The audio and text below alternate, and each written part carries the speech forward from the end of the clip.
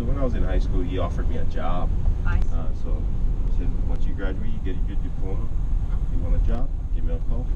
Fly out to Nebraska. You got a job. I see. So that's how I ended up in Nebraska. Nice. So how tough is it for the young people graduating from college, etc., in their 20s to find employment here? It's not, depending on if you're trying to follow your schooling, you know, you're trying to follow your degree, depending on what kind of degree you have. Then over here, if you have you're in the medical field, there's a lot of work for that because we have a lot of retirees here. So for the nursing field, to tell the truth, you know, this Hilo, we don't have enough doctors here to actually take care of the community. Do they tend to get island fever, or is it just that they're not broad enough trained? I don't know that they feel safe being here. Yeah, they like confident in their own abilities. I think so. That's why, you know, a lot of the kids here, well, the local kids, are you talking about, or? Well, I knew a doctor that was here. He got island fever. He couldn't stay in a place this small, so he left. Probably, but he loved it the years that he was here. Right, probably. But yeah, we don't have enough doctors. Our doctors, it's hard to get on a doctor's list. Patient panel. Yeah. And it's pretty hard, pretty rough, you know, for these doctors when they have too many patients. But, you know. So healthcare, if they graduate and want to do healthcare, they're in. What other opportunities are there? Well, we've got some pretty good nursing schools here too. So for the nursing, you know, there's a lot of stuff for them. Also, there's now there's a lot of daycare, old folks homes, and stuff like that. So I believe the nursing field here is actually growing really fast. It's because, I guess, you know, the baby boomers, I guess. Sure. That's our time. But, so is that above or below tourism, do you think? it's still below, I believe, but not in Hilo. Hilo, we're not known for tourism. Agriculture is still our #1 industry here in Hilo, the eastern side of this island.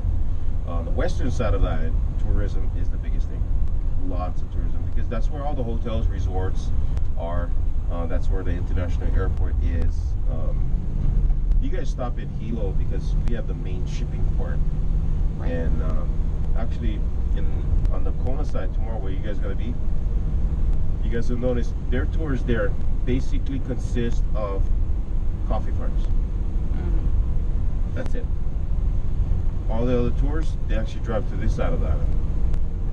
So everybody stays on the western side, but they come on this side of the island to actually see Hawaii, pretty much. So, I don't know, it's kind of funny to see that, but you know, we're gonna stay 80 miles away, but we want to see 80 miles away, right? So, but like I said, the accommodations for visitors is not, you know, up to par here on this side of the island. And I guess there's not many investors that want to invest in building, you know, hotels and stuff like that. Actually, one of the hotel that we're going to be stopping at today, the DoubleTree just bought it. It's a Hilton, so that's why it's still operating today. It was actually locally owned before that. Now it's owned by the Hilton. But anyway, guys, we're actually going uphill. If you guys are actually misdirected. But actually, we're going to go into Alcoca Falls, guys. At the end of this road, that's where Alcoca Falls is. And take a look at these areas, guys. You guys don't have this wild sugar cane right here, right? Oh, wow. This is all wild sugar cane. Right here. Before 1996, this was all sugar fields, guys. Everywhere. Sugar cane on both sides of the road. All the way up to the waterfall. And then past the waterfall. Sugar cane everywhere. But our sugar industry actually shut down in 96, and it actually took a big hit for the community here because over 5,000 people have lost jobs here. And in the 90s, that's why a lot of the families here moved away. I mean, that's why if any of you guys been to Las Vegas, you guys will see a lot of islanders there. It's actually considered the 9th island. You guys knew that? I've never heard that. Yeah, that's funny. Considered the 9th island. But a lot of families from here actually moved to Las Vegas because in the 90s there was a lot of work. There lot of construction work. There was a lot of restaurant hospitality type of stuff, hotels, you know, all that kind of services. So a lot of the families moved away to Las Vegas. So if you guys thought that we all moved there for gambling and drinking, that's only part of the reason. Okay, the other reason was for work. But you know, here in Hawaii, even though we don't like to work, we still work. Okay, guys. Because to tell the truth, guys, our lifestyle here is, you know, we hunt, we fish, we surf, we drink a lot of beer, and if we find time after that, then we find a job. Okay, so jobs is the last thing on our list. Just so happened I found some time to come to work today.